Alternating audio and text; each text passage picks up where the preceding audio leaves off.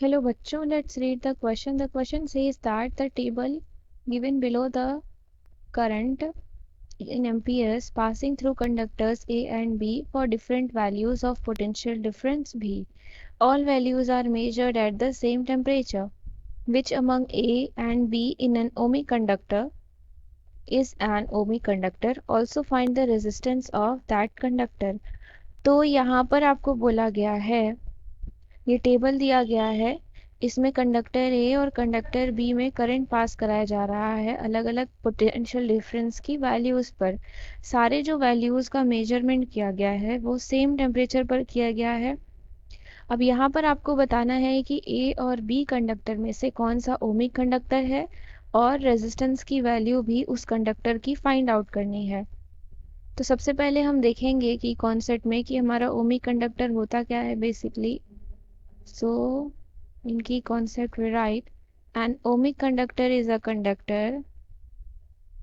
An ohmic conductor is a conductor that obeys Ohm's law. That obeys Ohm's law. Ohmic conductor एक ऐसा conductor होता है जो Ohm's law को क्या करता है, ओबे करता है। That is V upon I is equal to क्या होना चाहिए, हमारा कांस्टेंट आना चाहिए। अगर V अपॉन आई की वैल्यू कांस्टेंट आ गई कैलकुलेट करने पर, तब हम ये मानेंगे वहाँ पर कि वो कंडक्टर हमारा ओमिक कंडक्टर है।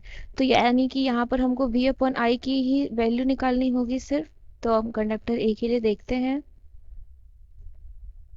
फॉर कंडक्टर ए क्या हो जाएगा हमारा यहाँ पर, R इज इक्वल टू होता है V अपॉन आई। यही फॉर्मूले का हम यहाँ पर यूज़ करेंगे। तो सबसे पहले हम पहले के लिए देखते हैं, जहाँ पर R is equal to V by I अगर हम रखेंगे तो V की वैल्यू कितनी है, 4 है, और I कितना है हमारा 2.8 है।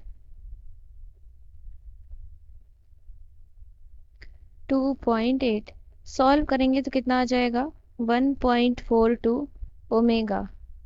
अब इसी तरीके से हम बाकी सारी वैल्यूज़ भी निकालेंगे।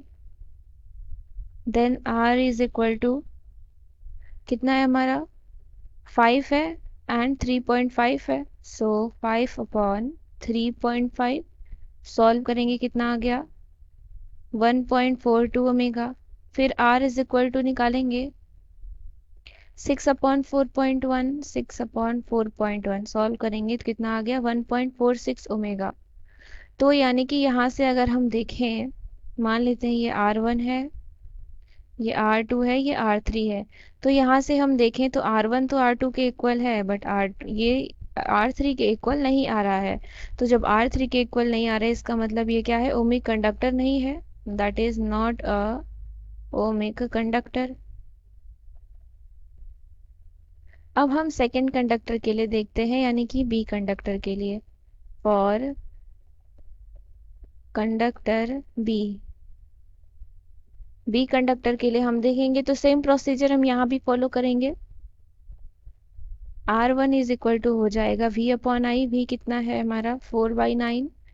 4/9 सॉल्व करेंगे आ जाएगा 0.44 omega.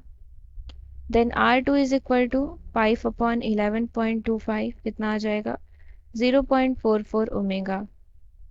Then R3 is equal to कितना आ जाएगा, 6 अपॉन 13.5 कितना आ जाएगा, 0.44 ओमेगा। तो यहाँ से आप क्या देख सकते हो कि R1 R2 R3 इक्वल है। R1 is equal to R2 is equal to R3। Therefore conductor B is ohmic conductor. Conductor B is ohmic conductor and the value of resistance is, the value of resistance is 0.44 omega. I hope you understood it well. Thank you and best of luck.